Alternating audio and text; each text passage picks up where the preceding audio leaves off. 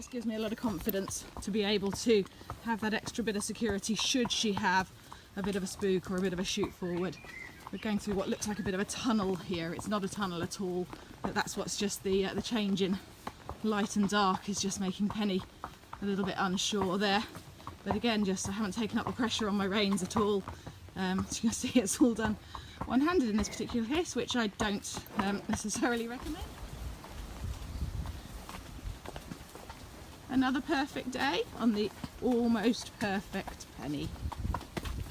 This is one of the things that you can't help but love about working with horses, and this is Penny's second, ducking under a branch there, second ever solo hack in her 10 years of life that we're aware of, and owner Jane bought her as a 4-year-old, and she seems to be loving it.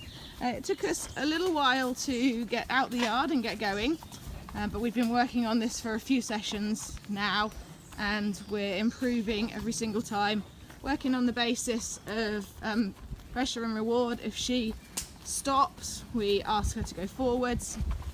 As soon as she's going forwards, any pressure that we're using, which is just leg and voice pressure, good girl, all clear Penny, just leg and voice pressure to ask her to go forwards. We release any pressure that's on as soon as she goes forwards, and any time that she's taking a step forwards, we give her a really big scratch on her neck and tell her that she's a superstar. If she stops, we remove the reward, so we remove the scratch, we remove the telling her she's a good girl.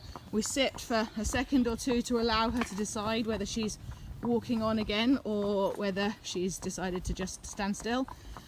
If she decides to walk on again, then we scratch and reward for the entire time that she's walking forwards, and then if she decides that she's standing still, then after a second or two we use leg and voice again to ask her to move forwards until she does move forward, at which point we start the reward again. So reward, you may have noticed, is the key here. It's rewarding the horse for doing the right thing. That's the focus point, and various efforts have been made to persuade Penny to hack out alone in the past.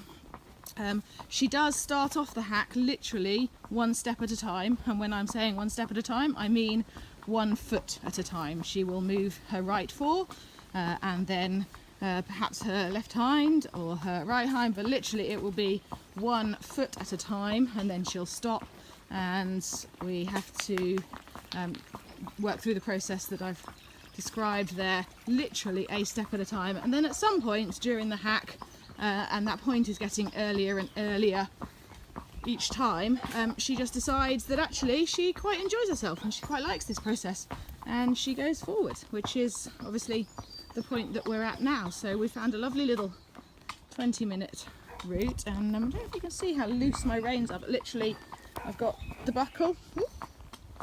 Bit of a steering issue there, so I've literally just got the buckle in my hand. If she wants to stretch down, she stretches down, but I can steer, so I can just move one rein, move the other end, just grab one side. I've also got, it's called the RS Tour on here. Really highly recommend that for confidence building. Can we steer this way, Penny? Thank you. The RS Tour is a loop. I'll find a link to it and see if I can put it with this post, but that you've just got a knobble at the end, your hand sits between these two pieces, and it's attached to the D-rings of the saddle, and you can still, there's loads of leeway in it, so I can still use it. Thank you, Penny. Good girl. I can still jump. Walk on. Good girl. I can still do flat work, I can still hack out, so I've got plenty of leeway to move my hands whichever way I want.